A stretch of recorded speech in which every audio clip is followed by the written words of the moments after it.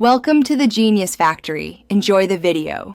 You start by cutting power and inspecting visible components. This prevents damage and narrows causes. First, move the Xbox to an open area so airflow isn't restricted. Next, unplug the power cable from the wall in the console and wait 60 seconds. This discharges capacitors and resets the power board. While unplugged, inspect the power brick, cable, and port for frays or burn marks, and then plug back in firmly. If lights behave differently, note colors and timing. Once the hardware basics are done, you verify software and thermal function because overheating or corrupted firmware often causes shutdowns.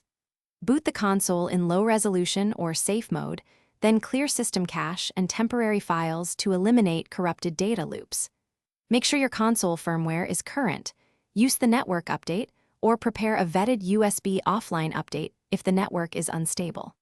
While running diagnostics, monitor exhaust temperature. If it's very hot, pause and improve ventilation before proceeding to prevent repeated shutdowns. To finish, isolate the fault by performing a clean boot with only essential peripherals connected. If the console stays on, reconnect devices one at a time to find the offender. If shutdowns persist, open the case only if you're comfortable. Check fan operation and heatsink contact, and consider replacing or reapplying thermal paste. This restores heat transfer.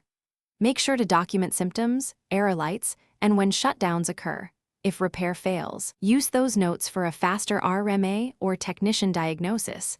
One key tip: always back up profiles first. Thanks for watching. If you found this helpful, don't forget to like and subscribe.